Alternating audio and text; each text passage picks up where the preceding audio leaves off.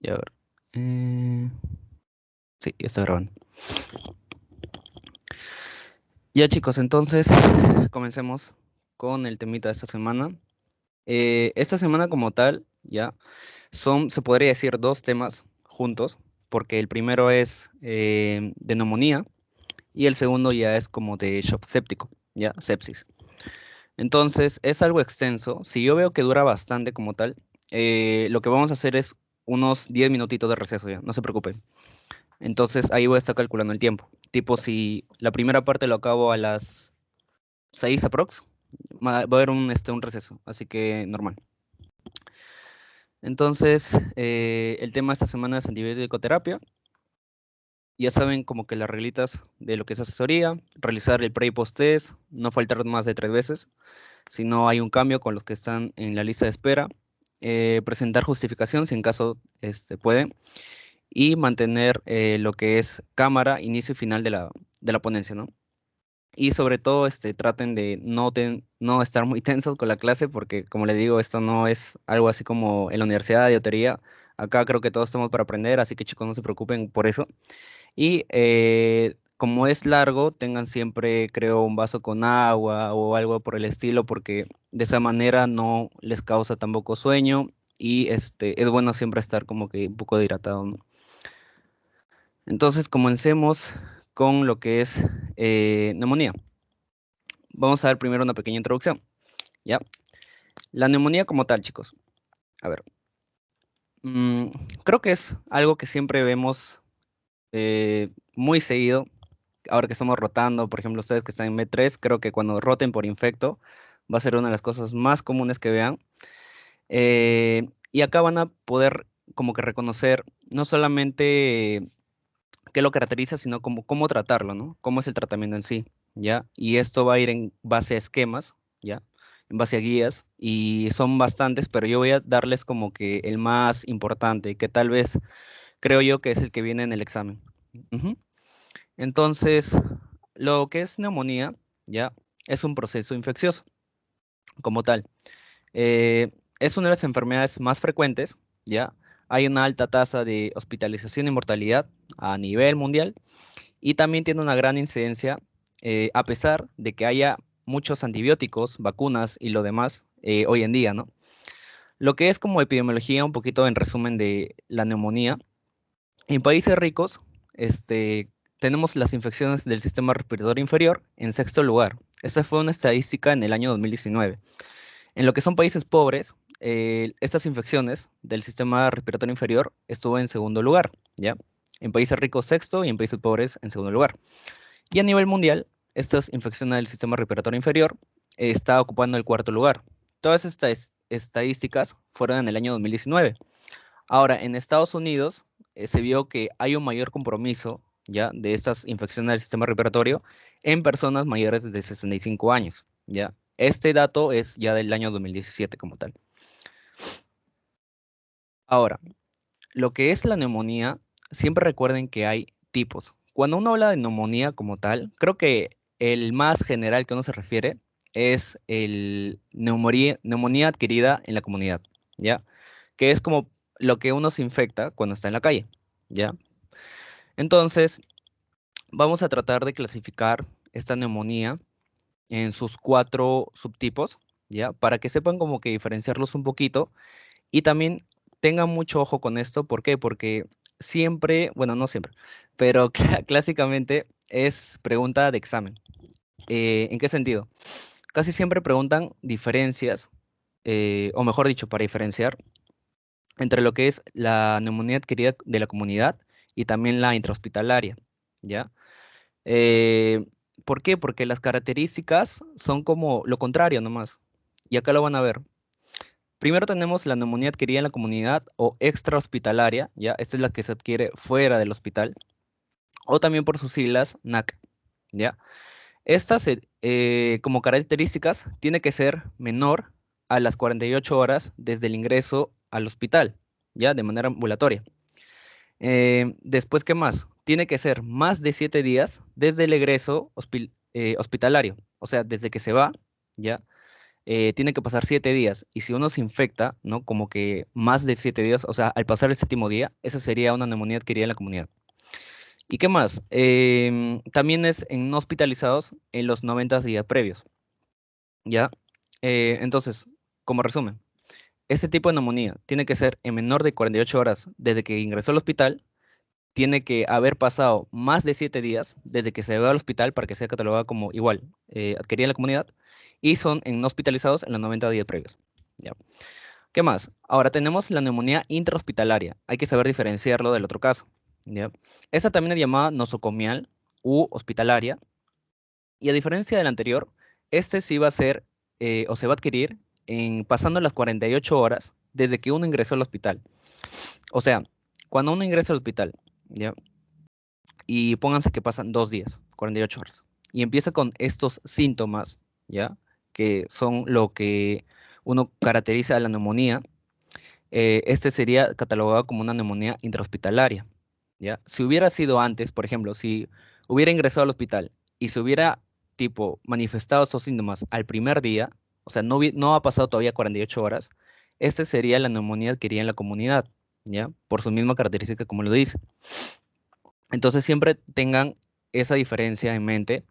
¿Por qué? Porque, como les digo, mayormente preguntan este tipo de casos en los exámenes, como que el concepto de una intrahospitalaria, de una adquirida en la comunidad, y vienen como que estos enunciados largos, o tal vez medio parafraseados para poder marearlos. Entonces siempre tengan como que el concepto claro, ¿no? Intrahospitalaria es pasando las 48 horas. Y también es menos de los 7 días cuando uno se va del hospital.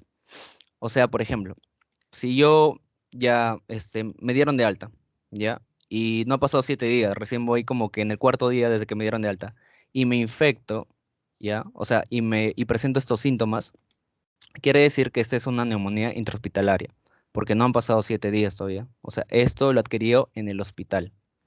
Si hubiera pasado 7 días, no sé, estuviera en el día 10 desde que salí del hospital y presento los síntomas, no, o sea, esto me han infectado afuera, afuera del hospital. Entonces siempre tengan como que eso en claro para poder, no marearse si en caso les preguntan, pues, ¿no?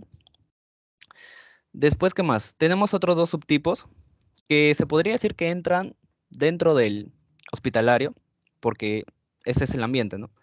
Tenemos la neumonía asociada a los cuidados de salud, que es en pacientes hospitalizados, mayor o igual a 2 días, dentro de los 90 días de la infección, en pacientes que viven en albergues, que están sometidos a terapia no venosa, a quimioterapia o en tratamiento de heridas, y que estén dentro de los 30 días de la infección. Y también a los atendidos en el hospital o en clínicas que realicen hemodiálisis. Entonces, eso también tenganlo en cuenta. Y el último subtipo es la neumonía asociada al ventilador. Como su nombre lo dice, es un paciente que está sometido ya a ventilación mecánica y por medio de este es que puede algún microorganismo ingresar e infectarlo, ¿no? Con neumonía. Esta es una complicación pulmonar que se desencadena después de las 48 a 72 horas de la intubación endotraqueal. Y entre paréntesis tenemos, o sea, lo que es ventilación mecánica como tal. Entonces, estos son los 4 subtipos. Prioritarios, creo que los 2 primeros, pero también como consejo le diría que, bueno, los 2 primeros ya están muy quemados en preguntas. Entonces tengan cuidado que pueda venirles tal vez del concepto de asociado a los cuidados de la salud o de asociados al ventilador, ¿no? ¿Y qué más? Ya. Entonces, como medio resumen, ya saben, lo que es neumonía adquirida en la comunidad, menos de 48 horas desde que ingresa, más 17 días desde que se va, y es en no hospitalizados en los 90 días previos, ¿ya? Intrahospitalaria es también llamado nosocomial hospitalaria. Este ya es pasando las 48 horas desde que ingresó, es menos desde los 7 días de que ya se fue. Luego tenemos la neumonía asociada a los cuidados de salud, que es en hospitalizados mayor o igual a 2 días, dentro de los 90 días de la infección, que viven en albergues, sometidos a terapia no venosa, quimio o heridas, en los 30 días de infección. y que sean atendidos en el hospital o en la clínica de hemodiálisis. Y también tenemos el último, que es la neumonía asociada a ventilador, que como tal es cuando ya está el paciente sometido a ventilación mecánica. Y esto se desencadena después de las 48 a 72 horas de esta intubación. Ahora vamos a darles algunos datos en general, ¿ya? Y sobre todo, hablando de la que es este subtipo, porque como le digo, cuando uno habla de neumonía, más se refiere a la neumonía adquirida en la comunidad. Es el más común, creo yo. Hay más incidencia, entonces es el que siempre es más sometido a estudios, ¿no? Generalidades de lo que es la neumonía adquirida en la comunidad. Como dice su nombre, este es una enfermedad infecciosa, ¿ya? Es una enfermedad infecciosa que se da extrahospitalario, fuera del hospital, es que uno se infecta de esta enfermedad. Y ataca sobre todo a lo que es el parénquima pulmonar, ¿ya? Siempre recuerden eso. Es causa de morbimortalidad, una de las más comunes, y los signos y síntomas son muy variables. Por eso como que dificulta un poco el diagnóstico, sobre todo a nivel respiratorio, ¿no? Porque se puede parecer mucho a otras enfermedades. Lo que es epidemiología. En lo que es su incidencia anual, ¿ya? Se le da entre 2 y 5 adultos por cada 1000 habitantes, ¿ya? El 40% de la neumonía adquirida en la comunidad en urgencias requiere lo que es hospitalización, ¿ya? Y de 1 a 10% casi siempre ingresan a UCI, ¿ya? La neumonía siempre es una enfermedad que si no es resuelta, al menos en poco tiempo, los pacientes es muy probable de que lleguen a unidad de cuidados intensivos, ¿no? Es la primera causa de muerte por infección, ¿ya? Esta neumonía es tratada en domicilios en menos de 1%, en hospitales de 5,7 a 14% y en UCI en un 30%, ¿ya? Entonces, de estos datos, creo que lo más característico es que es primera causa de muerte por infección y que es, si se dan cuenta, más tratada en unidades de cuidados intensivos. Como factores de riesgo, tenemos que esta neumonía adquirida en la comunidad se puede dar en pacientes que tienen ese hábito de tabaquismo, de desnutrición, de alcoholismo, también que padezcan de enfermedades crónicas como el EPOC, insuficiencia renal, entre otros. Y hablando un poco de lo que es fisiopatología, ¿ya? Esta enfermedad como tal, ¿ya? Lo que va a atacar es el parénquima pulmonar. Los microorganismos, que lo vamos a ver acá en un momento, se someten a nivel del parénquima, van a ir hacia los alvéolos y van a crear lo que es como la infección como tal, ¿no? La infección como tal, creando lo que es secreción a nivel alveolar y por eso el paciente siempre es caracterizado con esos síntomas de que le falta el aire, de que tiene acumulación de líquido en los pulmones. Em, Acá tenemos un poco la descripción que es por inhalación o aspiración de microorganismos patógenos, diseminación hematógena, ¿no? Esos son como los medios por lo cual uno se puede como que contagiar por contigüidad y por inoculación directa del microorganismo, ¿ya? Y acá tenemos algunos ejemplos de lo que son los microorganismos que causan esta neumonía y se dividen mayormente en dos tipos, ¿ya? ¿Por qué en dos tipos? Porque por decirlos, cada microorganismo que pertenece a este grupo, ya sea típicos o atípicos, generan algún tipo de sintomatología y también generan un tipo de diagnóstico diferente a nivel de imagen o laboratorio, ¿ya? Por eso es como que más o menos se diferencian en dos grupos. Dentro de los típicos tenemos el más común, que es el Streptococcus pneumoniae, o criptococo también como lo llaman. Siempre recuerden este porque este es el más común que genera lo que es la neumonía como tal, ¿ya? Después tenemos el Influenzae, el Aerus, también el Streptococcus del grupo A, el Catarrhalis y también anaerobios y gram negativos. Como dato, acuérdense que del Aerus, ¿ya? Provoca lo que es nematoceles, ¿ya? Los nematoceles es prácticamente la destrucción de lo que sería mm, el pulmón, ¿ya? Sea derecho o izquierdo, y en la imagen se va a ver muy notorio, ¿ya? Son como agujeros que le dejan el pulmón, y esos agujeros se le llaman nematoceles. Después de lo atípico, tenemos el Pneumoniae, también M. pneumoniae, C. pneumoniae, el Legionella, el Psittaci, Tularemia y también lo que es la fiebre Q como tal. Esos son algunos microorganismos que generan la neumonía típica. Y ahí después vamos a ver cuál es la diferencia entre típico y atípico, ¿no? Para que también se guíen un poquito. Pero más o menos de estos, em, siempre apréndanse bastante de los típicos, al menos los tres primeros, neumonía, influenza y aerus. Del aerus, guíense que provoca eso, lo que es nematoceles, ¿ya? Porque esto a veces es un... Esto era un dato que el doctor ya en la teoría se daba como extra. Y recuerdo que lo vi en un banco una vez. Entonces, por si acaso lo coloco ahí. Y de los atípicos también recuérdense al menos los tres primeros. Igual. ¿Ya? Entonces, de todos estos datos, ya saben que la neumonía es una enfermedad infecciosa. Fuera del hospital, es lo que estamos viendo adquirida en la comunidad. Tiene síntomas y signos variables.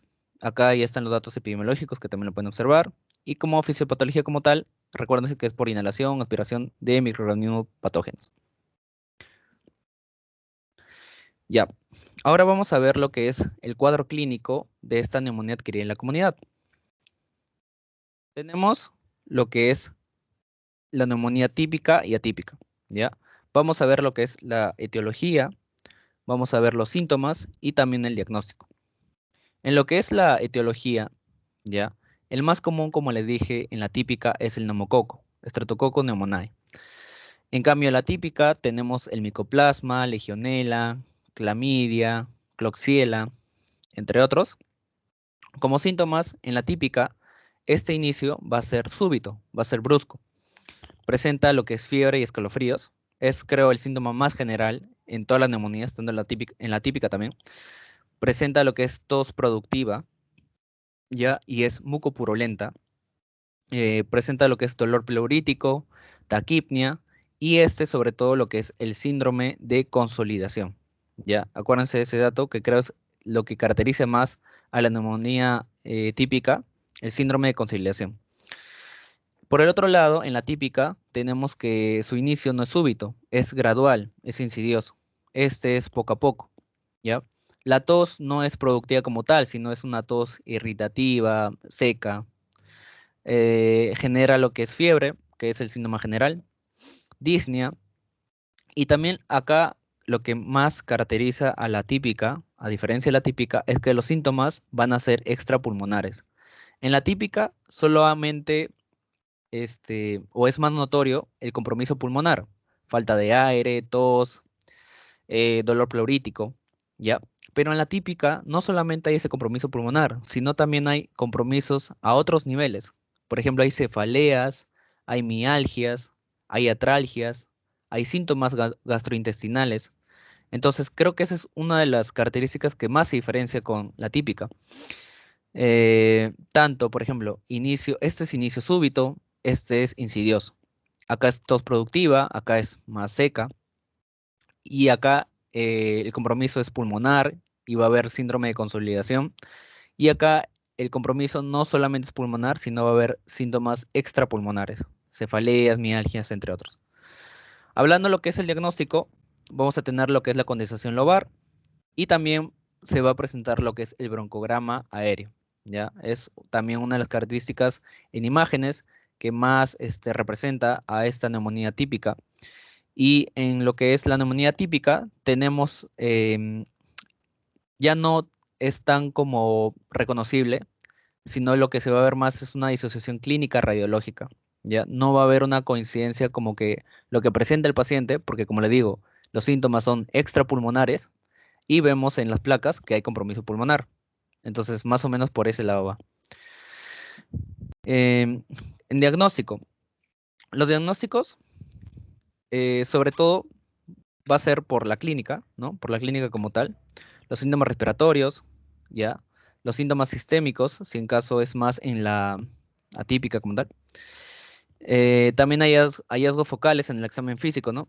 En el murmullo, en los ruidos y también en los resultados de laboratorio y de la radiografía de tórax.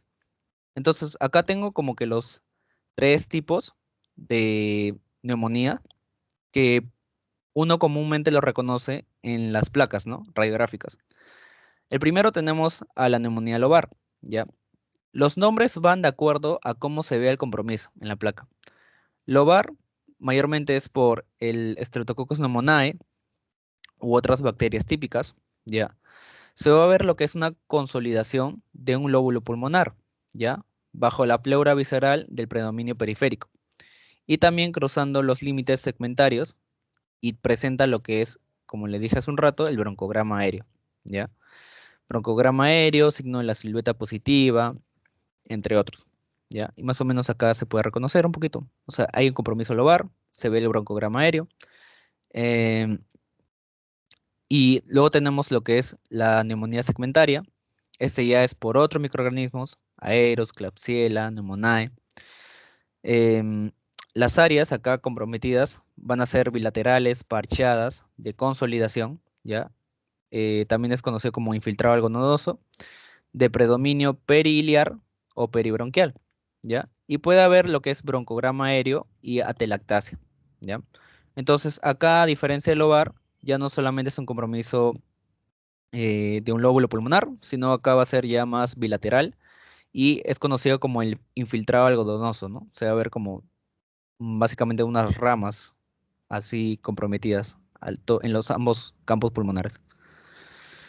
Y el último que tenemos es la neumonía intersticial, que acá tenemos por microorganismos del Lemme pneumoniae, virus respiratorios, ¿no? Como lo vimos, por ejemplo, en COVID-19. Va a haber lo que es patrón retículo nodular, ¿ya? Engrosamiento también peribronquial y puede acompañarse de lo que es atelactasia. Y no suele haber producción del esputo, ¿ya? Entonces, acá tenemos esas tres formas de ver en una radiografía, ¿ya? Y es la manera más clásica de reconocer lo que es una neumonía. Cuando uno ve una neumonía en el hospital, siempre va a pedir primero su radiografía, ¿ya? Y lo que mayormente ve siempre es una neumonía lobar, ¿ya? Pero obviamente puede haber cualquier compromiso, sea segmental, intersticial, y creo que por el COVID-19 creo que siempre hemos visto al menos ese compromiso característico del COVID, que es el patrón de virus merilado, ¿no? Entonces, más o menos así es como uno se guía en lo que es el diagnóstico, sea por los síntomas o sea por los exámenes de imagen, ¿ya? Y también lo que ayuda, que lo puse acá en naranjito, es una tomografía, ¿ya? Donde se puede ver el patrón de virus merilado y la consolidación que representa una neumonía. Entonces, en resumen de esto, tenemos los síntomas de una neumonía típica, atípica, tenemos la etiología, más característicos es neumococo, Streptococcus pneumoniae, en la otra tenemos Mycoplasma, Legionella, entre otros. En los síntomas ya saben cómo diferenciarlo, prácticamente es lo contrario. En uno es inicio súbito, en el otro es brusco, inicio súbito y el otro es insidioso. En los dos hay fiebres, en uno la tos es productiva, en el otro es más irritativo, más seco.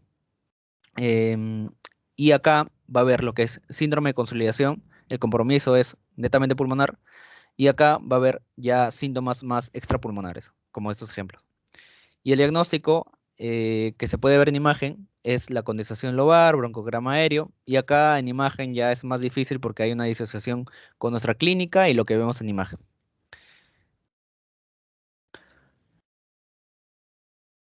Ahora, una vez que ya sabemos cómo reconocer ya la neumonía, siempre es, ahora, ¿cómo lo tratamos? ¿No? ¿De qué manera lo tratamos? Esta diferencia, ya, de estos tipos de escalas que he puesto acá, es para saber si esa neumonía puede ser tratada en la casa, ya, de manera ambulatoria, o debe ser tratada ya en el hospital, si es una emergencia. Entonces, lo que primero se debe hacer es una estratificación. Estratificación es como clasificar. Clasificar si debemos, podemos tratarlo en la casa o tenemos que ir de emergencia hacia el hospital para tratarlo, ¿no? Entonces, para ello, en la estratificación tenemos estas dos escalas, que es el CRB-65, que algunos también lo conocen como el CURB, pero bueno, entre el CRB y el CURB hay una diferencia, y ahorita lo vamos a ver. Y el otro es el PSI, ya que también lo vamos a ver en un momento. Primero vayamos con el CRB 65, ¿ya? Y acá, por ejemplo, bueno, busqué una imagen y más hay del curve, porque el curve es el más usado. Pero ¿por qué les coloco el CRB? Porque más adelante van a ver que se va a trabajar más con esto que con este, ¿ya? Pero ambos son muy útiles, ¿ya? Solamente que por temas así como de ir a lo más importante es que yo los coloco solamente el CRB 65. Pero apréndanse ambos. Si pueden aprenderse también el curve, que la diferencia literalmente solamente es un valor, acá. Entonces, tenemos el curve 65 o CRB 65. ¿Qué son ambos? Son una escala para la estadificación de riesgo de mortalidad y manejo de la neumonía, ¿ya? Como sus siglas dice, vamos a utilizar cada letra para recordarnos cuáles son los valores que debemos medir en el paciente. La C es de confusión. Aquí vemos si el paciente está confuso o no. El R es para ver la frecuencia respiratoria, si tiene más de 30 o menos de 30. El B es para ver la presión arterial, si tiene más de 90/60 o menos de 90/60. Y el 65 ya vas por la edad, si tiene mayor o igual a 65 o menor a esa edad. Entonces, y la U, que estaba en ese apartado, pero bueno, lo borré solamente para tal vez no confundir. Pero la U se refiere a la urea, ¿ya? Entonces, eh, si el paciente, por ejemplo, está confuso, le sumarías un punto, ¿ya? Si el paciente está, su frecuencia respiratoria más de 30, también le sumas un punto. Si tiene una presión arterial menos de 90/60, también se le suma un punto. Y si su edad es mayor o igual a 65 años, también se le suma un punto. Si se dan cuenta, en el CRB 65, el total es 4 puntos. Y ahorita vamos a ver el score, porque ese puntaje como tal sirve para clasificarlo al paciente de una manera y también es para el manejo como tal. Entonces, bueno, ese es con respecto al CRB. Si fuera el CUR 65 sería sobre 5 puntos, ¿ya? Porque acá falta este apartado de la urea. Pero como no es el caso, como solamente estamos viendo el CRB, vamos a puntuarlo todo sobre 4 puntos, ¿ya? El total. Entonces, la interpretación como tal. ¿Qué pasa si es 0 puntos el paciente? ¿Ya? Si el paciente tiene como que estos síntomas, ¿no? De lo que es una neumonía. Pero todo esto es negativo, o sea, no está confuso, su respiración es menos de 30, tiene buena presión y es un paciente joven, el score sería 0. Y en ese caso el manejo es ambulatorio, ¿ya? El paciente no tiene que estar hospitalizado para que sea manejado. En el caso, si en caso, o sea, el paciente ya tiene de 1 a 2 puntos, el manejo ya va a ser dentro del hospital, va a ser intrahospitalario, ¿ya? Y si en caso el paciente tiene 3 a 4 puntos, o sea, que sería el máximo si en caso sale positivo en todos estos tipos de puntajes, de acuerdo a la clasificación, el paciente ya tiene que ser sometido a la unidad de cuidados intensivos, ¿no? Porque da a entender que está muy grave a nivel respiratorio. Entonces, más o menos esta es la clasificación del curso 65, o mejor dicho, el CRB. Lo que viene en examen, ya, porque también es pregunta de examen, es más de acuerdo a esta clasificación como tal, o sea, al score, porque recuerdo que una pregunta era, por ejemplo, si es un paciente que tiene que ser sometido a nivel, o sea, si tiene que ser hospitalizado, ¿ya? De acuerdo al curso 65, ¿cuánto puntaje tiene? ¿Ya? Si es el curso 65, como le digo, el puntaje es otro, ¿ya? Pero si le pregunta por el CRB, ya sería este. O sea, si es un nivel hospitalario y le pregunta por el CRB, sería de 1 a 2, ¿ya? Si fuera el curso 65, creo que es 2 puntos, si no me equivoco. Más o menos, 2 puntos. Pero igual, o sea, si pueden como que revisarlo, el curso 65 como tal, igual les serviría bastante. Acá no lo puse, creo que por un poquito de tema de espacio. Tal vez podía ponerlo acá, pero un poquito más pequeño, pero creo que por tema de espacio creo que no lo coloqué. Entonces, más o menos así, tengan en cuenta eso, que es pregunta de examen el CURP. Y ahora vamos a ver el otro método de estratificación, que es el PSI, ¿ya? Este es el índice de severidad de neumonía.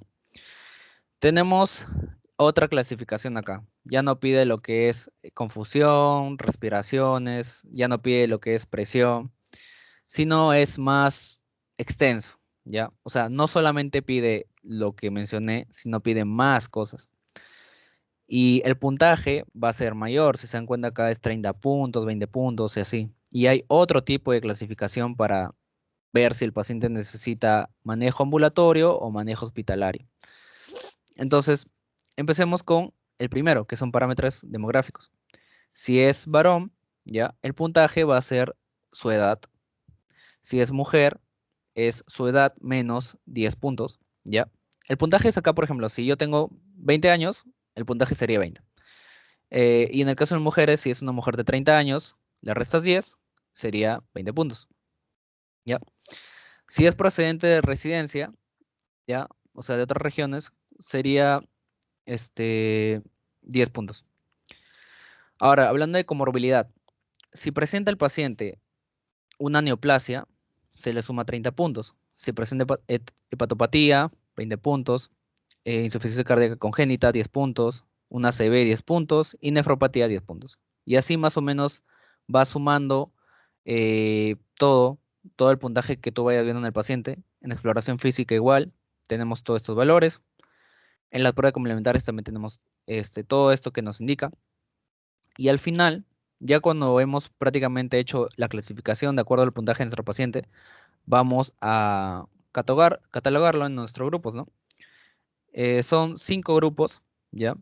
En el grupo 1 es básicamente que no hay, por ejemplo, no salió nada de nada, o tipo si los datos son muy... Si no hay datos, ya es como catalogado acá, grupo 1. En el grupo 2 es cuando el paciente ya tiene menos de 70 puntos. Después de haber hecho todo este sistema de evaluación de puntaje y obtiene menos de 70 el paciente, sería un manejo ambulatorio. Ya. Si después de haber hecho todo este puntaje tiene de 71 a 90, sería sometido a observación y reevaluación para ver si va a ser manejo ambulatorio o manejo hospitalario. Ese sería como que el entremedio. En el grupo 4 tenemos si el paciente tiene de 91 a 130 puntos, ¿ya? En el caso de este paciente ya tiene que ser hospitalizado, ¿ya? E incluso hay que ver si es sometido a UCI. Y en el grupo 5, que ya es más de 130 puntos como tal, em, hay que igual ser sometido a hospital y ver también si es amerita lo que es ser sometido a unidad de cuidados intensivos. Entonces, más o menos estos dos son lo que se maneja para ver si es de manejo ambulatorio o hospitalario un paciente con neumonía. Acá les coloqué como que por así decirles, el resumen, se podría decir, para que tal vez no se compliquen tanto, ¿ya? Manejo ambulatorio.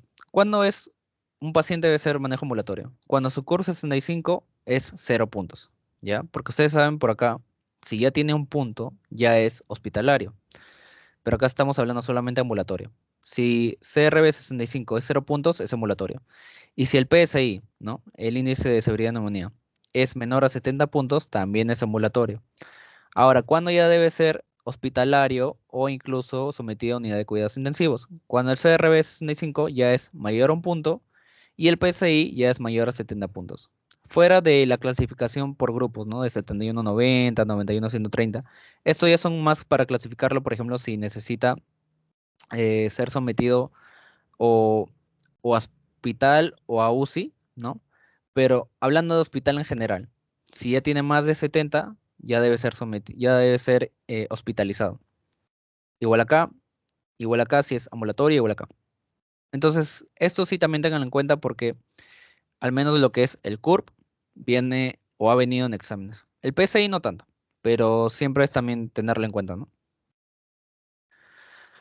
Ahora, hablando de UCI, ¿ya? Porque mucho hemos hablado de hospitalización. O sea, sabemos cuándo hospitalizarlo, pero cuándo sabemos que el paciente debe ser ya sometido a UCI. Para ello, hay criterios, ¿ya? Criterio de la ATS y de la IDSA para admisión a UCI, que es son criterios americanos, ¿ya? Existen dos tipos de criterios mayores y criterios menores, ¿ya? Quiere decir esto mayor o menor de acuerdo a la gravedad de estos síntomas. Y al menos en criterios mayores, acá solamente son dos. En criterios menores, acá son como unos 8, 9 más o menos, ¿ya? Pero ¿qué pasa? Para que sea sometido a UCI el paciente, acá en criterios mayores, al menos uno tiene que ser positivo, ¿ya? Es decir, que el paciente necesite ventilación mecánica o que necesite de soporte vasopresor, ¿ya? Si en caso necesita al menos uno de los dos, ya, el paciente debe ser sometido a UCI. Ahora, hablando de criterios menores, al menos tres de estos criterios tienen que ser positivos. Si solamente tiene dos, no debe ser sometido a UCI. Tienen que ser al menos tres, ¿ya? Y tenemos algunos ejemplos, que la frecuencia respiratoria sea mayor a 30, el PAFI debe ser menor a 250, hay infiltrado multilobar, hay confusión, el boom es mayor a 20, hay leucopenia de 4000, eh, trombocitopenia que es menor a 100.000, hipotermia es menor a 36 grados y también hay hipotensión, donde la presión arterial diastólica es menor a 60 y la sistólica es menor a 90. Entonces, más o menos, este criterio es importante porque así pueden diferenciar cuando el paciente no solamente debe estar como que a nivel hospitalario, sino debe ser sometido a UCI. Para eso son estos criterios, mayores y menores, ¿no? En mayores que al menos cumpla uno de los dos, y en menores que al menos cumpla tres de estos 10 o 9 más o menos ahí. Ya. Ahora vamos a ver em, los grupos, ¿ya? Los grupos de la neumonía adquirida en la comunidad, ¿ya?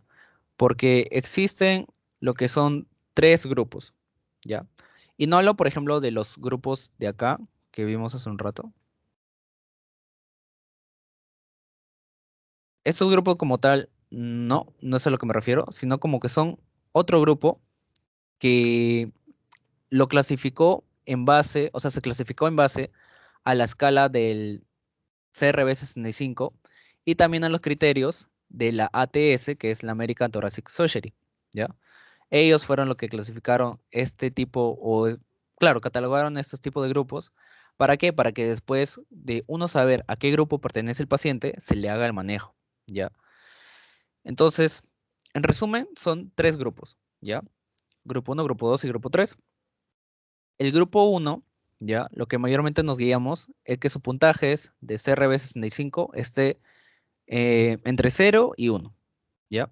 Si el paciente tiene un CRB 65 de 0 a 1, quiere decir que está en el primer grupo.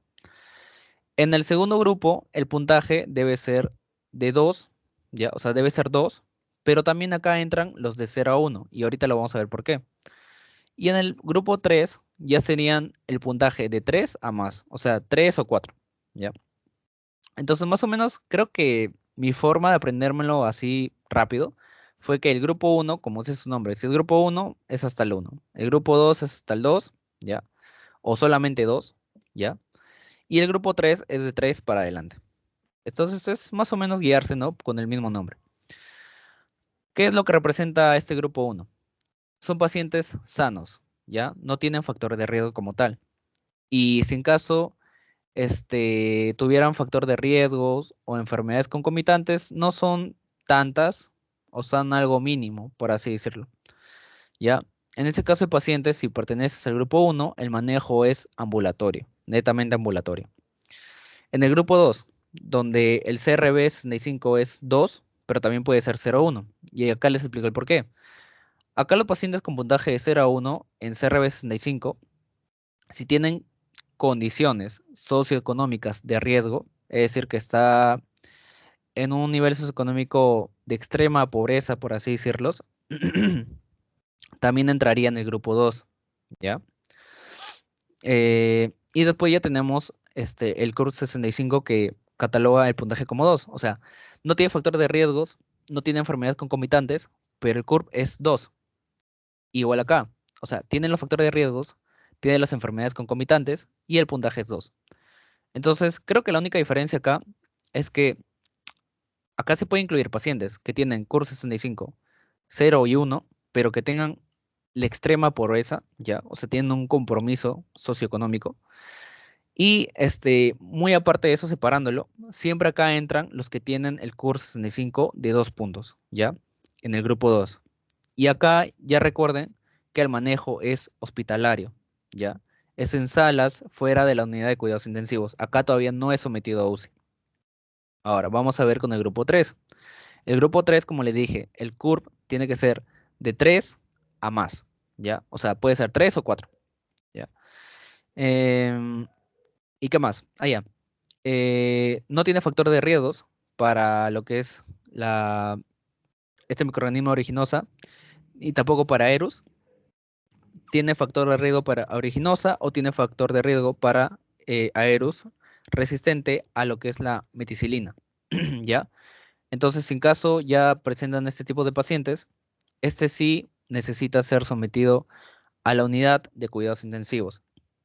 Ujú. Si en caso, ya saben, recuerden, más que las características, acá se trabaja bastante con el CRB, ¿ya? Si el CRB tienen 3 o 4, ya, el paciente debe ser sometido a unidad de cuidados intensivos. Así como lo vimos hace un rato, ¿no?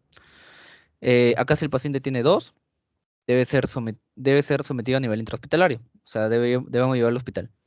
Y si solamente tiene 0 o 1, ya, el manejo es ambulatorio. Ujú. Entonces, más o menos por ahí es que se pueden guiar.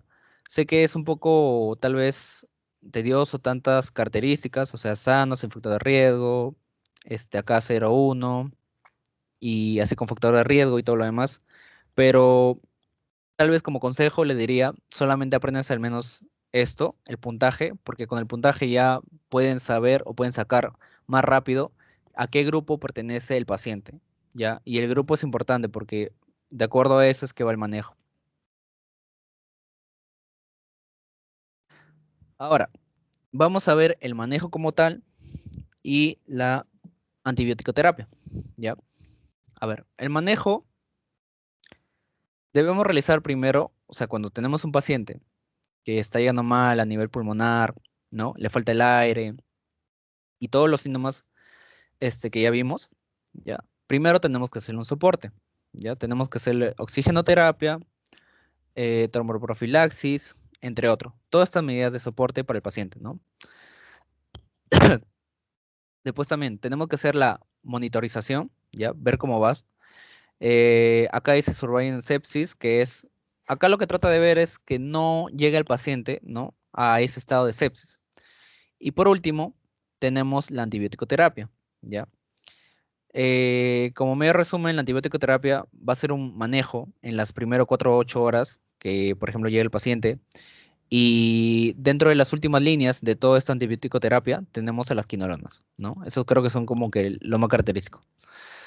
Ahora, eh, tenemos el manejo, ¿ya? O sea, la antibiótico terapia tiene diferentes esquemas, ¿ya? Tiene diferentes esquemas. Recuerdo que cuando yo llevé el curso, ya, o sea, en el siglo pasado, el doctor más colocaba solamente un esquema, que ahorita lo vamos a ver. Pero también coloqué los anteriores, ¿por qué? Porque no sé esta vez en cuál se va a guiar el doctor. Y igual siento que todo se complementa, o sea, de alguna manera, esto que son recomendaciones de antibiótico terapia empírica, ya en el manejo de neumonía de la comunidad, esto son, o sea, más como datos, ya, son datos y siento que igual deberían tenerlo presentes para que lo complementen, ya, para que lo complementen como tal. Pero va a haber uno que sí les va a servir un poquito más, y es en la otra diapositiva, ya. O al menos creo que a mí sí me sirvió bastante y es lo que yo apliqué a la hora del examen. Entonces, tenemos recomendaciones de antibiótico terapia empírica en el manejo de la inmunidad adquirida en la comunidad. Ya, acá lo diferencia en lo que son manejo ambulatorio, hospitalización y cuando ya es una neumonía severa. En el manejo ambulatorio, ¿cuáles son los fármacos de elección? La amoxicilina a dosis elevadas, ¿ya? Cuando hay gérmenes atípicos, que es lo que vimos ya en el cuadro de esos microorganismos típicos y atípicos, si en caso el paciente, o sea, al momento de realizarle examen laboratorio y vemos que es un germen atípico, se le puede dar eritromicina o claritromicina o acitromicina. Si el paciente es alérgico a la penicilina, ¿ya? Eh, igual, se le da claritromicina, ACI y también doxaciclina. Y otros casos, ¿no? Como es, por ejemplo, una aspiración, se le puede dar este tipo de fármacos, amoxicilina con ácido clavulánico y lo que es clindamicina. Ahora, en pacientes que ya están hospitalizados, el fármaco de elección es la amoxicilina vía oral o la ampicilina vía endovenosa. En gérmenes atípicos tenemos la eritromicina o claritromicina o acitromicina vía oral o ciprofloxacino endovenoso. Después, en alergias a penicilina tenemos la cefazolina y otros tenemos en alérgicos a cefaloporinas, considerar por ejemplo lo que es moxifloxacina y levofloxacina. Ya cuando es severa, tenemos estos tipos de fármacos como ceftriaxona, cefroxina, cefotaxina. En gérmenes atípicos tenemos estos. Si se dan cuenta, más o menos en los gérmenes atípicos siempre se repiten, ¿ya? En lo que es fármaco de elección, al menos amoxicilina también siempre se repite, ¿ya? Incluso en alergia a penicilina, el primero se repite con estos anteriores, ¿ya? Entonces, así como medio de, tal vez, para que sea más rápido, o sea, de hecho, o sea, que se aprendan como que uno, ¿ya? Va a ser más fácil ya aprendérselo de mano, ¿no? Porque o sea, la mayoría se repite, se repite, se repite. Y estos fármacos en general, por ejemplo, si se aprenden todo esto, más adelante van a ver que se repiten los mismos fármacos, ¿ya? O sea, acá al menos en neumonía siempre son mismos fármacos. Sé que es un poco tedioso aprenderse todos estos nombres, pero si se lo aprenden acá, ya va a ser más rápido en las siguientes diapositivas y así, ¿no? Entonces, este de acá, o sea, todo este esquema, véanlo como algo general, ¿ya? ¿Por qué? Porque en el examen es muy raro que les digan así como, por ejemplo, ¿cuál es el fármaco de elección para manejo ambulatorio? ¿Ya? Amoxicilina a dosis elevados. Al menos yo no he visto como que pregunta como tal, así, en los exámenes. Más he visto formulados de otra manera y que es apoyado más por otros esquemas. Pero como les digo, por si acaso, acá también ya les coloco este esquema, al menos para que se vayan familiarizando con los fármacos, para que cuando ya continúen en las otras diapositivas ya sepan qué fármacos es, ¿no? Para qué sirve su manejo, para ambulatorio, hospitalización, cuando es severo, y así más o menos. Y acá también les dejé el dato de las dosis de los fármacos, porque, a ver, en el examen también les preguntan las dosis, pero a veces lo que ayuda es, uno sabe como, por ejemplo, qué fármaco darle, ¿ya? Tal vez lo más tedioso que puede hacer la doctora en este caso es colocar como que el fármaco que es como que uno debe utilizar, pero pone diferentes dosis. Y ahí ya uno tiene que saber cuál es la dosis correcta. Que puede ser, pero he visto muy pocos casos, muy pocos casos como que hablando del tema de neumonía. Eso yo más lo he visto en tema, por ejemplo, de tuberculosis, por así.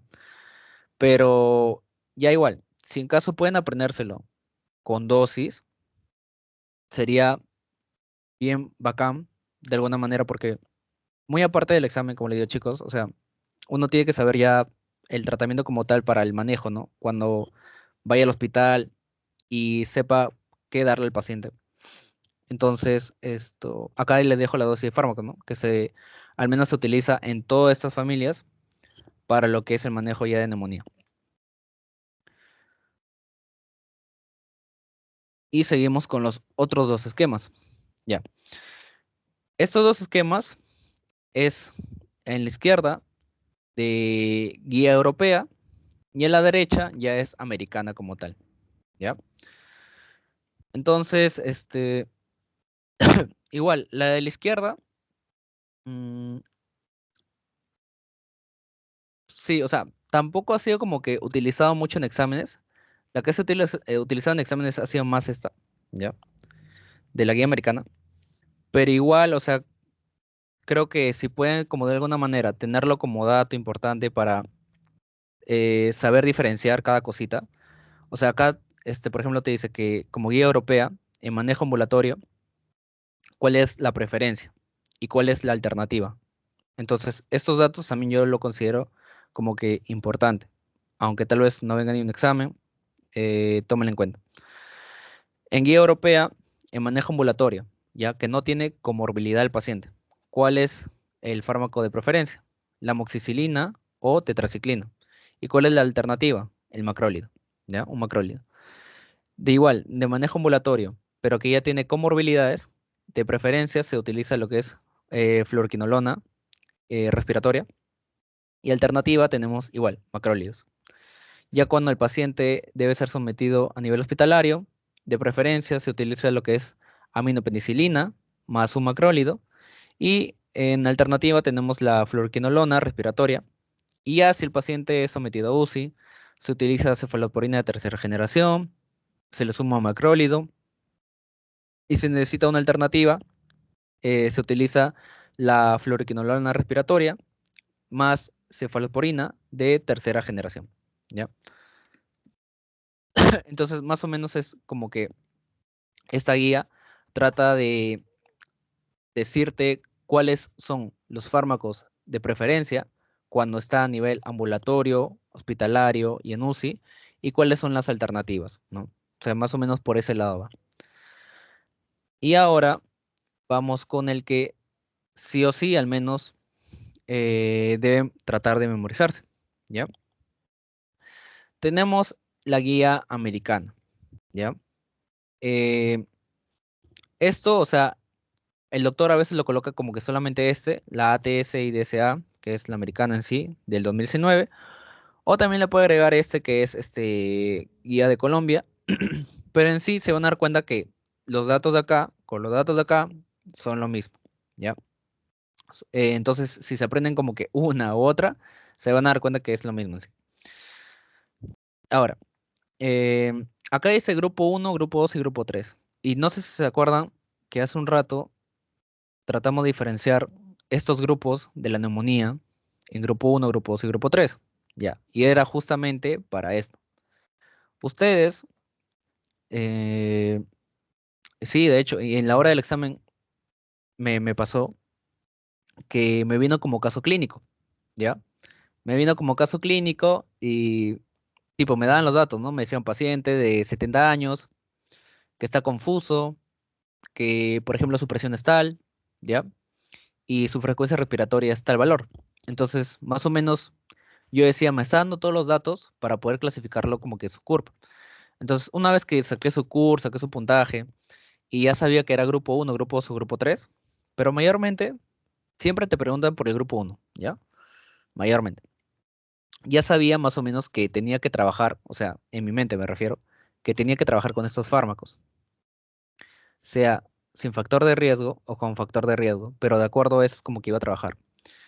Entonces seguí leyendo el caso clínico y recuerdo que decía, y es un paciente, por ejemplo, que sufre de, no sé, insuficiencia renal, por ejemplo. Entonces, insuficiencia renal ya es en sí un paciente muy comprometido, tiene factor de riesgo, y lo que me preguntaban ahí, ¿qué manejo, o sea, qué fármaco le darías a este paciente? Entonces, si pertenece al grupo uno, ¿no? O sea, les estoy dando el ejemplo de mi examen en ese entonces. Si pertenece al grupo uno y yo sé que es un paciente con factor de riesgo, le daría, o sea, o buscaría al menos dentro de mis alternativas que haya amoxicilina con clavulanato o ácido clavulánico o un macrólido. Entonces, eso es lo que buscaría. Y efectivamente, o sea, eso es lo que había. Había eso combinado con otras alternativas, ¿no? De acá. Y ya, y así es básicamente, o sea, como que lo que va a venir en casos clínicos, hablando de lo que es neumonía. Y como les digo, estos dos, o sea el de Colombia o sea el americano, es básicamente lo mismo, ¿ya? Sí, o sea, es literalmente lo mismo, solamente que se le pone así para diferenciar como que tal vez las guías, ¿no? O sea, la de Colombia o la América en general, pero la información es la misma. O sea, tipos, yo me refiero, si se aprenden lo de acá, es lo mismo que acá. Eh, y ya, entonces, ya saben, los grupos se clasifican de acuerdo al CURP 65. Una vez que ya saben el CURP, o sea, haciendo el puntaje ya mentalmente, viendo el caso clínico, lo que tienen que hacer es ya ir de acuerdo al manejo de lo que piden, ¿no? Si estamos en grupo 1, el paciente no tiene factores de riesgos, ¿qué se le haría? Una amoxicilina, una claritromicina o acitromicina, ¿ya? Si el paciente tiene factores de riesgos, comorbilidades sobre todo, ¿qué se le da? Amoxicilina con ácido clavulánico o clavulanato y, perdón, un macrólido, ¿ya? Entonces, más o menos eso sí el manejo.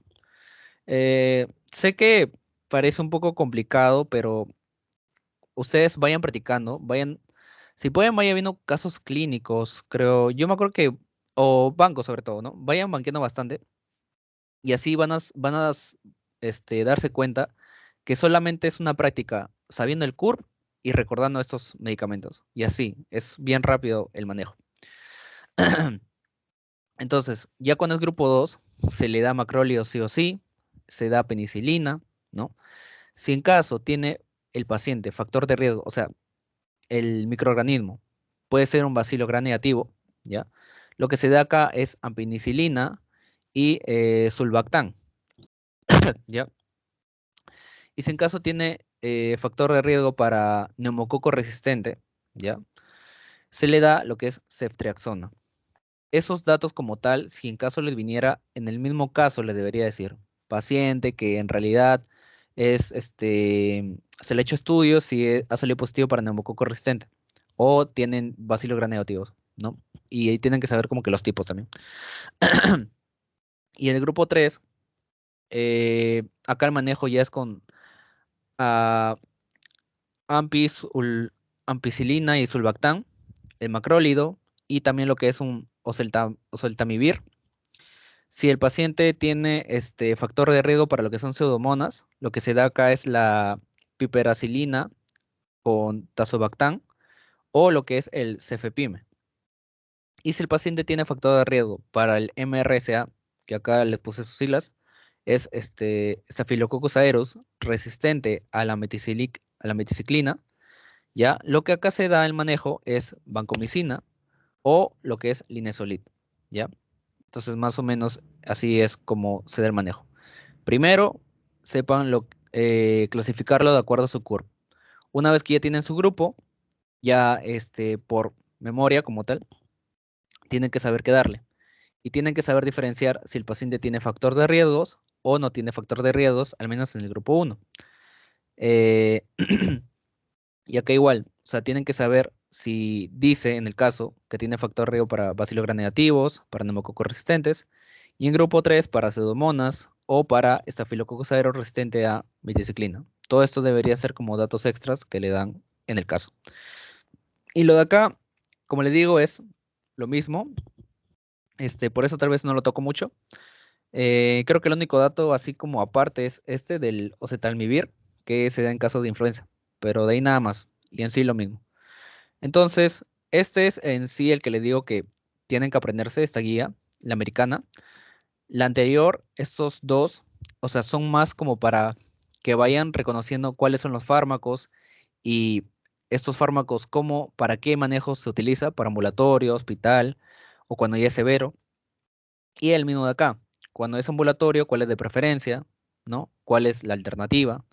Y ya, más o menos así es como deben aprenderse este manejo de antibiótico terapia. Y siempre recuerden que después de todo esto, perdón, después de todo ese manejo, si en caso no había efecto en el paciente, se le agregan lo que son las quinolonas, perdón. Ujú. Esa es la última línea. Y por último, ¿cuáles son los criterios para darle alta al paciente? ¿Ya? El paciente tiene que tener tolerancia oral adecuada, eh, también tiene que ver de efervescencia de fiebre por al menos 48 horas. La frecuencia cardíaca y respiratoria tiene que estar dentro de los límites normales, la saturación de oxígeno debe ser superior al 90%, debe haber soporte social y familiar apropiado y el estado de conciencia basal también tiene que estar adecuado. Entonces, más o menos, chicos, eso es lo que va a la primera parte de neumonía. Sé que son bastantes fármacos, ¿ya? Em, Como les digo, o sea, primero traten de familiarizarse. Creo que este primer esquema es para un poco para familiarizarse con los nombres. La dosis como tal, esto sí ya les recomendaría que aprendan, pero para el manejo ya a nivel de rutina, o sea, cuando ustedes hagan las prácticas, porque siempre tienen que saber las dosis. Y es igual, o sea, es como para ir como que un poco memorizando cómo es el de preferencia o el alternativo en cada caso, y este ya es el que les preguntan mayormente en el examen como tal. Mm, ¿Qué más? A ver, sí. Entonces creo que eso es sobre todo lo que es neumonía. No sé si hasta ahí alguien tiene algún tipo de consulta sobre al menos esta primera parte de neumonía, porque sé que es un poquito complejo, chicos, pero igual, o sea, puedo tratar de resolver algunas duditas que tengo.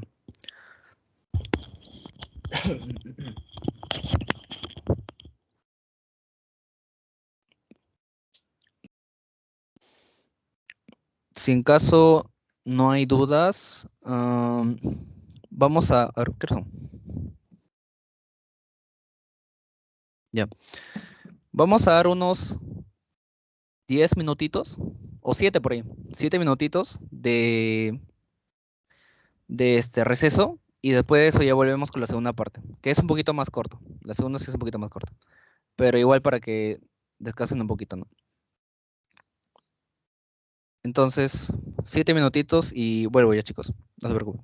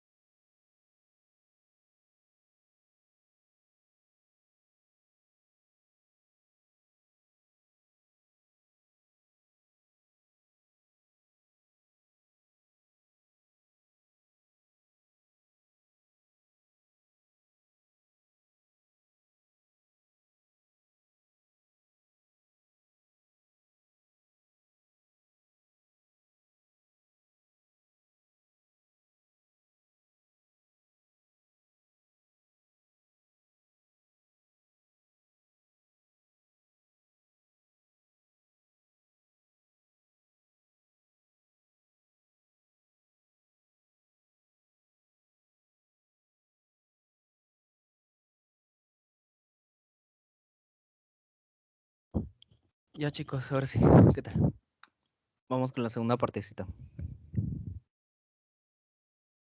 Voy a compartir de nuevo. Un momento.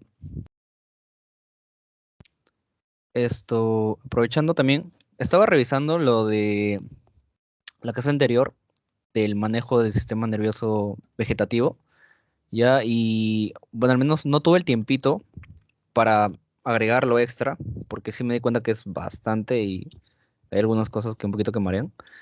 Entonces creo que debo al menos darme un poco de tiempo, buscar como que un espacio para poder leer todo ese tema extra que ha puesto la doctora y cuando ya lo agregue a la diapo, ¿no? O sea, la diapo que hice y lo vaya agregando ahí, ya les haré en medio de repaso. Puede ser tal vez la otra clase o cuando vea, como le digo, cuando ya esté completo como tal.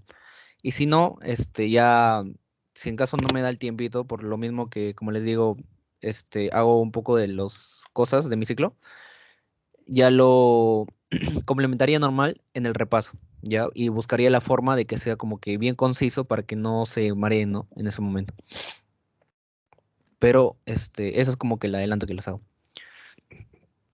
Ya, ahora sí, vamos con la segunda parte de lo que es ahora manejo de sepsis, ¿ya? Introducción de lo que es sepsis. Primero acá tenemos unos 3 términos que deben tener en cuenta. Infección, que es la invasión de un microorganismo patógeno, ¿ya? O potencialmente patógeno en un tejido, ¿ya? Tejido, cavidad corporal o lo que es fluido habitualmente estéril. Ahora, lo que es bacteremia es presencia de bacterias en sangre, ¿ya? Y lo que es disfunción orgánica es cambio agudo en el puntaje total de la escala de SOFA, que ahorita vamos a ver qué es el SOFA, igual o mayor, o sea, mayor o igual a 2 puntos a causa de la infección. Entonces, partamos primero por lo que es la infección, ¿ya? La infección ya sabemos, invasión de un microorganismo en un tejido, cavidad corporal o fluido estéril. Tenemos la infección, ¿ya? Supongamos, paciente con infección. También tenemos otro concepto que es el SIRS, ¿ya? Y este es como una inflamación sistémica, ¿ya? Es es un síndrome de respuesta de inflamación sistémica, pero no es lo que es una infección como tal, ¿ya? Por ejemplo, para diferenciarles, ¿no? La infección obviamente causa una respuesta inflamatoria en nuestro organismo, pero el SIRS es muy aparte de una infección, ¿ya? Es un síndrome de respuesta inflamatoria sistémica, pero que no es causada por una infección. Ahora, ¿qué pasaría si tú juntas estos dos? Lo que genera ya como tal es la sepsis, ¿ya? Si tú tienes una respuesta inflamatoria sistémica en tu cuerpo y aparte de eso te da una infección, ya obtienes como tal que el paciente está sufriendo una sepsis, ¿ya? Y después de eso ya viene lo que es sepsis severa, shock séptico, ¿ya? Pero todo eso son como escalas. Acá también pusimos para diferenciarlo este segundo esquema. Todo esto es como la infección y todo esto es el SIRS, ¿ya? Son como que términos muy aparte, condiciones muy aparte que se le dan al paciente, pero de alguna manera, si ambos se juntan, si el paciente sufre de ambas cosas, de un SIRS, de una respuesta inflamatoria sistémica, y aparte de eso le da una infección, lo que sufriría el paciente ahora es una sepsis. Y siguiendo con ello, seguiría a una sepsis severa y después llegaría a un shock séptico, ¿ya? Entonces acá, por ejemplo, ponemos, ¿no? Infección puede ser por bacteremia, fungemia, parasitemia, ¿no? O sea, mejor dicho, que es infección por bacterias, por hongos, por parásitos, por virus, entre otros. En cambio, lo que es una respuesta inflamatoria sistémica ya es por otras cosas. Es, por ejemplo, inflamación del páncreas, un trauma, una quemadura, ¿no? Cosas que son muy diferentes a una infección, pero pueden llevar a una infección, ¿ya? Eso es lo que tratamos de diferenciar acá. Entonces, vamos a ver los criterios que son como los términos, ¿no? O sea, para diferenciar qué es en sí una sepsis severa, un shock séptico, cómo en sí yo sé que el paciente está padeciendo estas condiciones. Ya sabemos, lo que es síndrome de respuesta inflamatoria sistémica, ya que es el primer término que vimos. ¿Cómo sé que el paciente está padeciendo de esta condición? Tiene que cumplirse al menos 2 o más criterios que tenemos acá. La temperatura es mayor a 38,3 o menor a 36 grados. La frecuencia cardíaca es mayor a 90, la respiratoria es mayor a 20, ¿ya? Eh, Después, los glóbulos blancos van a ser mayor a 12.000 o menor a 4.000 o más del 10% de formas son inmaduras. Entonces, si cumple al menos dos o más criterios de estos cuatro que vemos, el paciente estaría padeciendo de un síndrome de respuesta inflamatoria sistémica. Ahora, ¿cómo sé que el paciente tiene una sepsis? Es cuando cumple al menos estas dos condiciones, porque de eso trata el CIRS, ¿ya? El CIRS trata al menos cumplir estas dos condiciones, y a eso le sumas que el paciente esté padeciendo un proceso infeccioso, ¿ya? Eh, entonces acá es como le digo, o sea, es padecer al menos dos de estas condiciones, y a eso se le suma el proceso infeccioso, ¿ya? Esto de acuerdo, o sea, se le hace los exámenes de laboratorio y si el paciente ya tiene leucocitos elevados y todos los valores que indican lo que es una infección como tal, ya estaría padeciendo lo que es el paciente una sepsis, ¿ya? Ahora, lo que es una sepsis severa, ¿ya? La sepsis severa es la condición de sepsis más un signo de hipoperfusión o una disfunción orgánica, ¿ya? Eh, en resumen, sería que cumpla al menos uno de los criterios de acá. Sería sepsis severa, ¿no? O sea, perdón, sería área de piel eh, moreteada, debería ser acá, o moteada, no sé. Llenado capilar más de 3 segundos, el gasto urinario es menor a 0.5 mililitros sobre kilogramo, al menos una hora o terapia de reemplazo virtual. El lactato es mayor a 2 milimoles sobre litros. Hay cambios abruptos en el estado mental, el EKG es anormal, hay trombocitopenia, ya es menor a 100.000 plaquetas, la coagulación intravascular diseminada, lesión pulmonar aguda y también hay lo que es disfunción cardíaca por ecocardiografía o medición directa del índice cardíaco, ¿no? Entonces, más o menos estos son los criterios para que cumpla el paciente con lo que ya es no solamente una sepsis, sino una sepsis severa, ¿ya? Y por último tenemos lo que es el shock séptico. El shock séptico ya es igual, seguir adicionando, todo es por escalas, ¿no? Primero es el síndrome de respuesta inflamatoria, después sepsis, pasa a sepsis severa y por último shock séptico. El shock séptico es las sepsis severas más hipotensión del paciente, pero así ya totalmente muy grave. La presión arterial media es menor a 60 mililitros de mercurio o es menor a 80 si el paciente es hipertenso, o sea, si sufre de hipertensión, ya, si es menor a 80, ya, igual se puede catalogar, ¿no? A pesar de la resucitación con líquidos, a pesar de que el paciente ya ha sido administrado con líquidos para recuperar esta presión y no hay un cambio, ya sería que está sufriendo un shock séptico.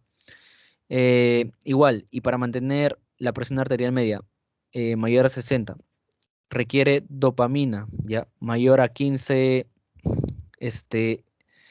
ahí no recuerdo esa medida, perdón, por minuto, ya, o noradrenalina, menor a 0.25 por minuto a pesar de la adecuada resucitación con líquidos, también sería catalogado como un shock séptico.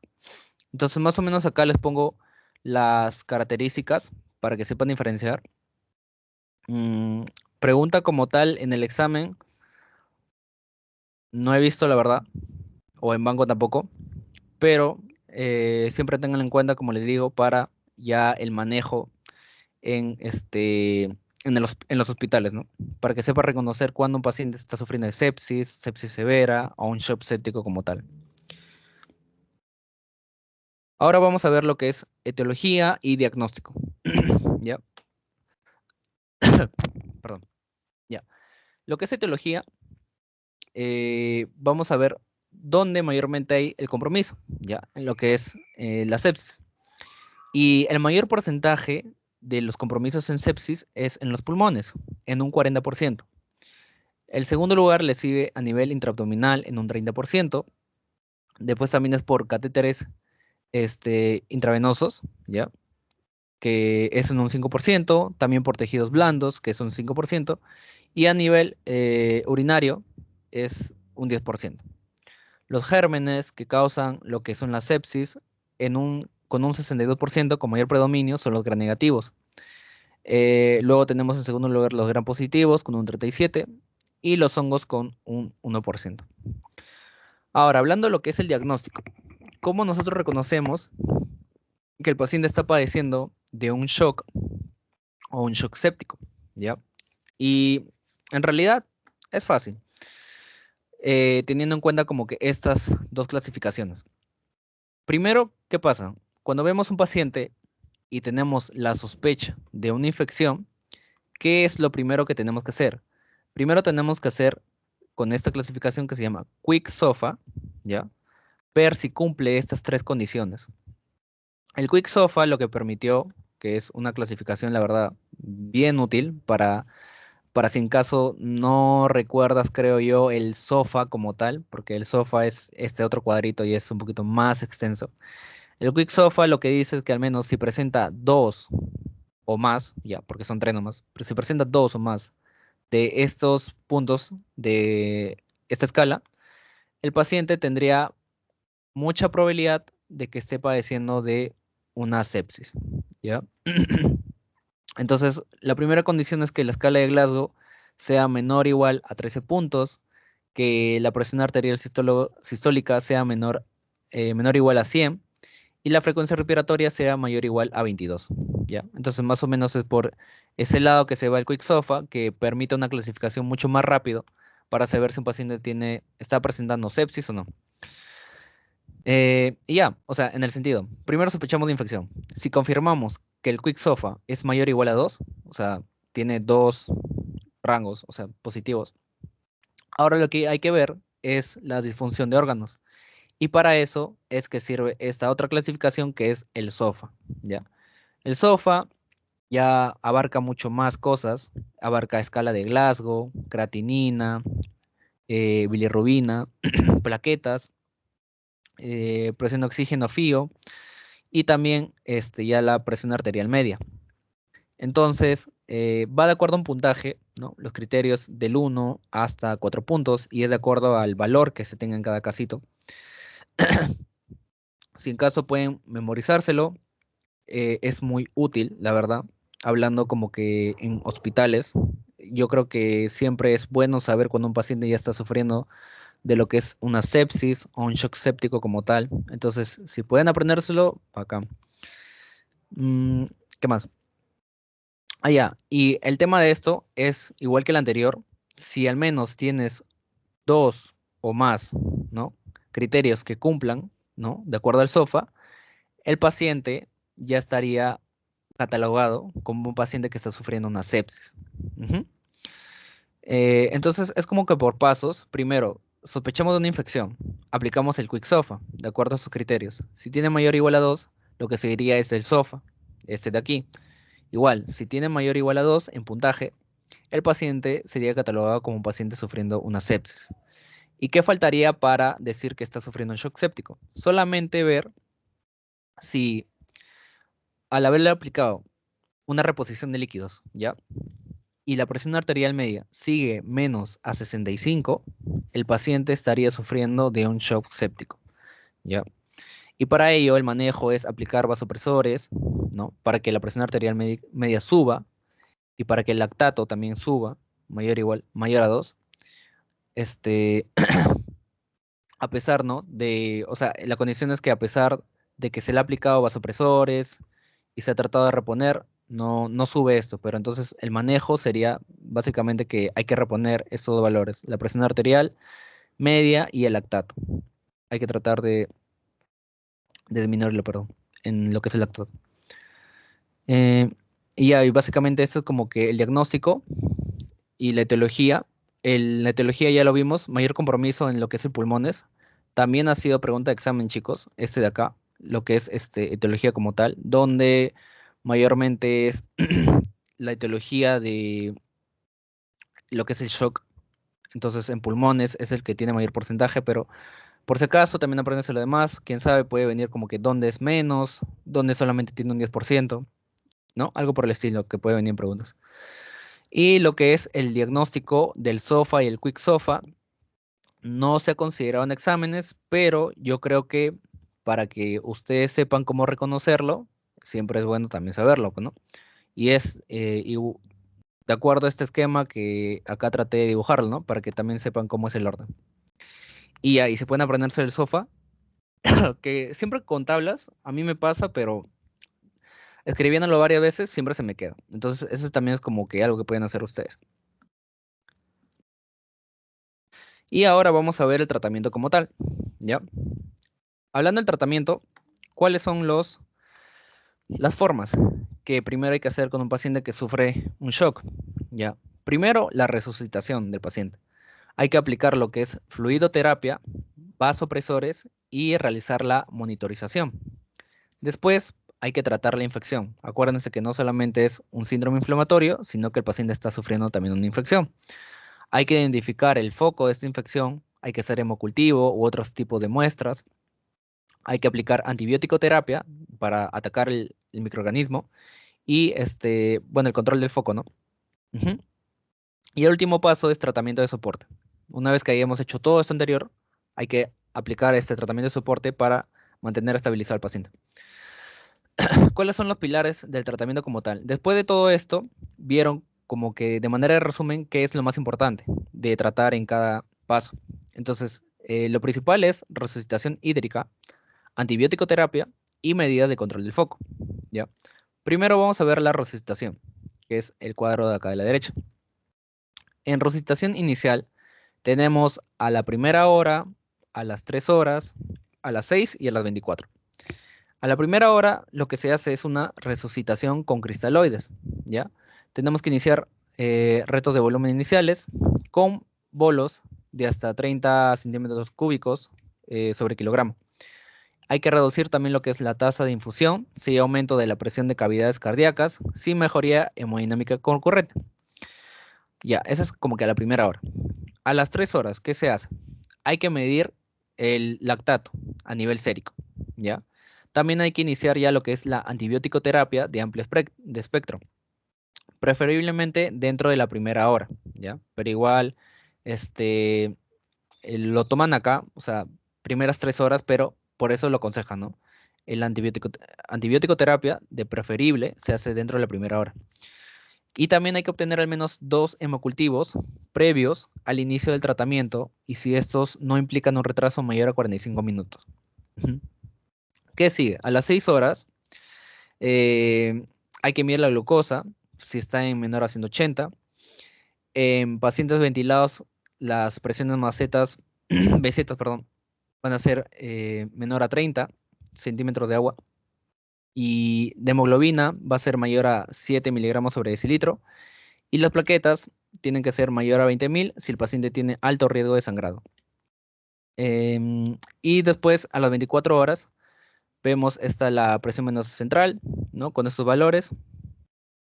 La presión arterial media, igual con estos valores. Gasto urinario, saturación de oxígeno venoso central. El lactato y acá también te dice que en pacientes con lactato elevado, el objetivo es disminuir el lactato, ¿no? Entonces, más o menos estos son los condiciones que se hacen a resucitación inicial. Y esto sí, esto también ha sido pregunta de examen, ¿no? Por si acaso, chicos. O sea, lo que es resucitación inicial, si no mal recuerdo, creo que preguntaron, por ejemplo, a las 3 horas. Es como que viene paciente, ¿no? Que necesita resucitación inicial, ¿qué se debe hacer a las primeras 3 horas? Entonces, más o menos por ahí es que deben tratar de recordarse estos tipos de condiciones, de manejos, porque ya ha sido preguntado, entonces por ahí va ese lado. Y este es el último, creo, que es las recomendaciones actuales para iniciar la reanimación en sepsis y shock séptico. Así como resume, sé que tal vez todavía no tienen la diapositiva, pero yo me llevo bastante, ¿no? Por las diapositivas de los ciclos anteriores, al menos lo que llevé en mi ciclo.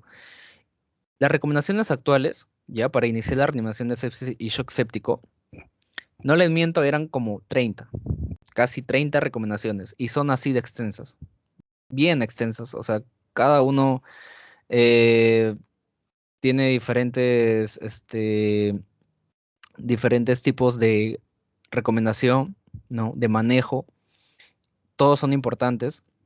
Entonces, hablando de tiempo, yo sé que a veces no hay mucho tiempo para memorizarse todo esto, o al menos yo en un inicio lo veía como que voy a demorar mucho. ¿Cuál fue tal vez mi truco que hice yo?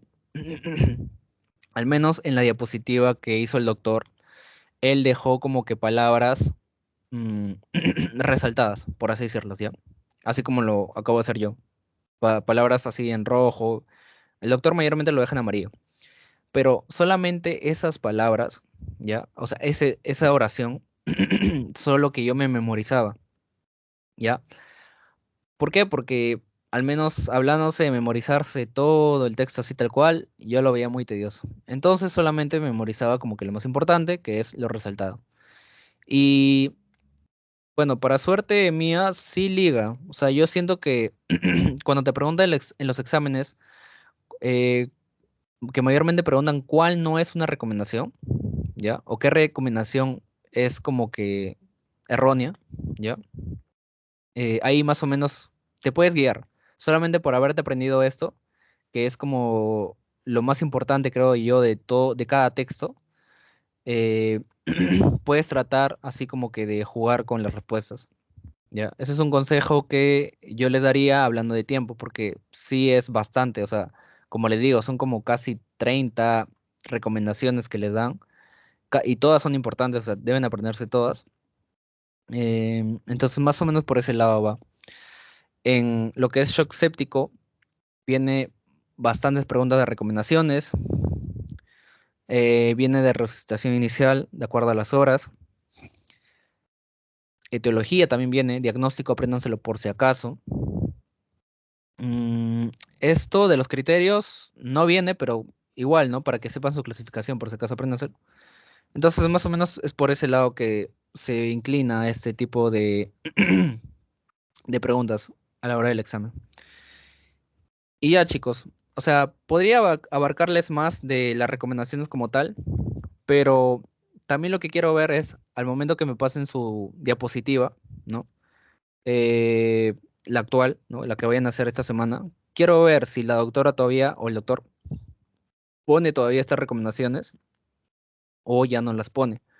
Pero igual, como les digo, traten de ver siempre las palabras resaltadas y memoricen esas palabras resaltadas porque es lo que más les va a ayudar al momento de resolver el examen.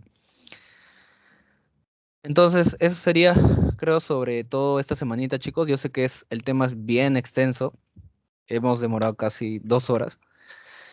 Sé que no ha habido, tal vez ese minutito de repaso de la semana anterior, ¿ya?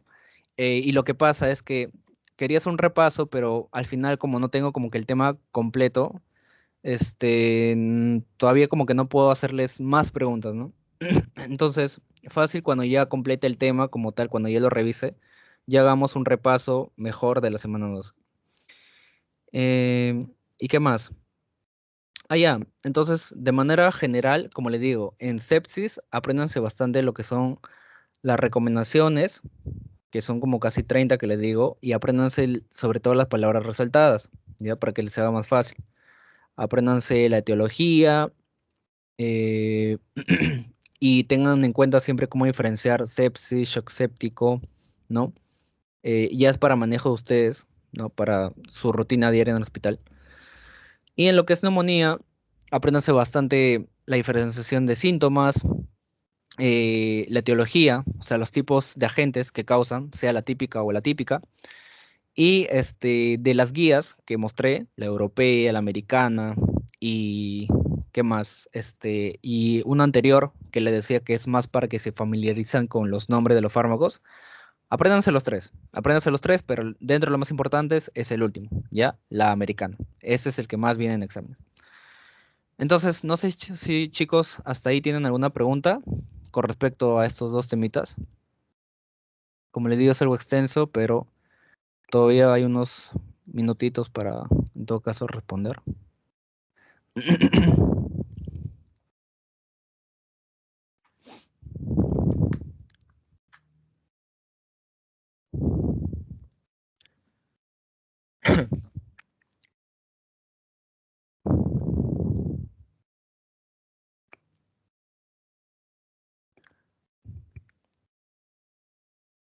Si no, pasaríamos ya con lo que es el post-test. A ver, un momento. Voy a dejar de compartir.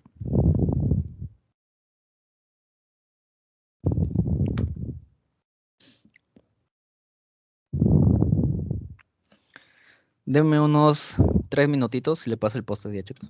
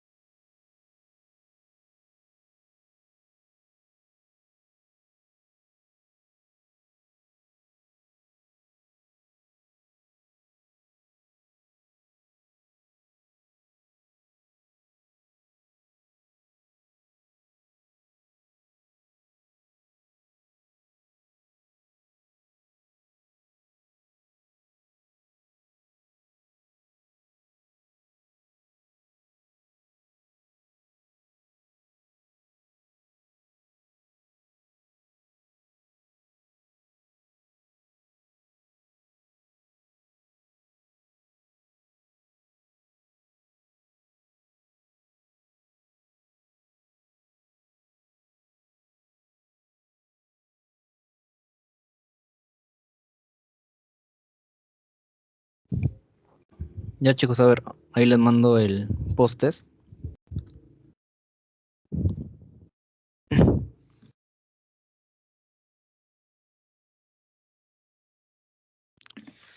Ya, me avisan si se puede resolver con normalidad, si se puede visualizar.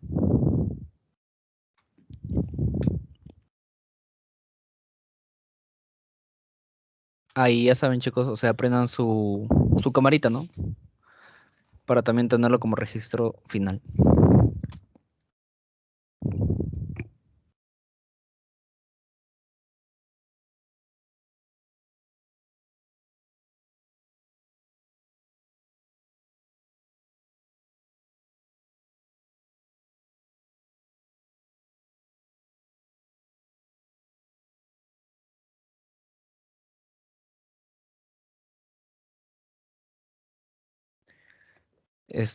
Como les digo, como tip, sobre todo lean, creo, bueno, en algunas preguntas, la pregunta final, y en otras sí, obligatoriamente tienen que leer todo el casito. Pero ahí ya también como que por si acaso no les digo.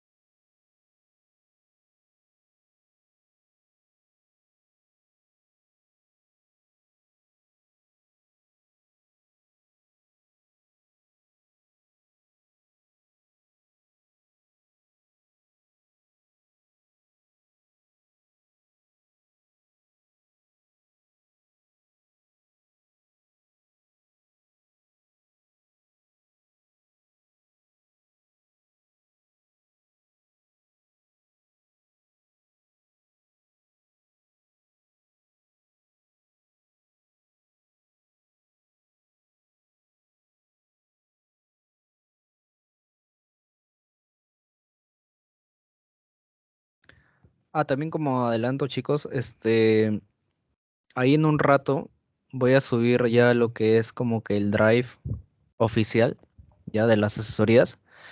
Y en ese drive voy a colocar tanto las clases que ya dimos y qué más. Ah, ya también voy a poner sobre todo banco de preguntas que tengo, ya, de los ciclos anteriores y algunos resúmenes por ahí que también tengo, ¿no? Guardados. Entonces cualquier cosa ahí ya lo visualizan, lo revisan y también ya se pueden ir adelantando más o menos qué temas son los que se ven y lo pueden diferenciar un poco más rápido, ¿ya? De lo que eran como que los ciclos anteriores con lo que va enseñando los doctores, ¿no? Ahora en estas clases. ¿Qué más? Ah, igual, todas las clases que están dando los doctores, creo que la primera fue presencial y la segunda virtual, no me acuerdo muy bien, pero sí lo pude revisar un poquito con algunos compañeros, ¿no? Que nos conocemos, me enseñaron y pude ver como que un poco la diferencia.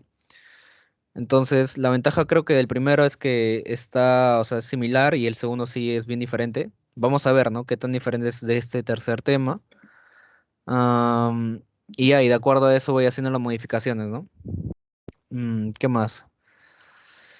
También con respecto al horario de las asesorías como tal, ¿ya? El problema, o sea, al menos mío de todo este mes, es que como estoy rotando en lo que es Ciru, ¿ya? Cirugía al menos es bien tedioso los horarios y te ponen bastante los que son guardias. Entonces sí me deja un poco cansado, por así decirlo, ¿no? Durante la semana.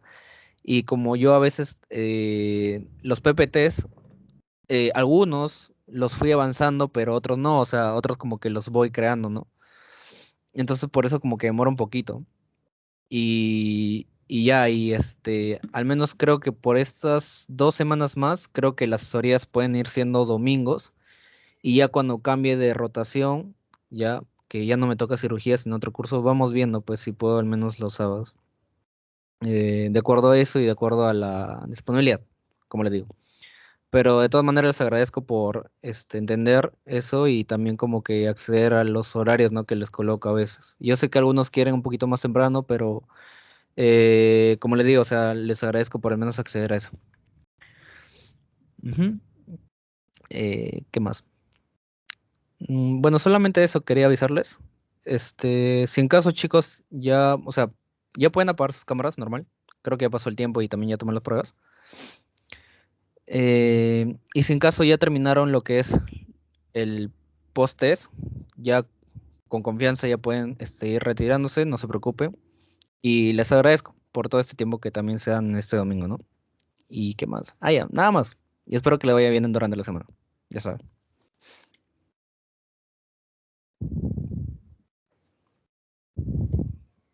Muchas gracias, buen día.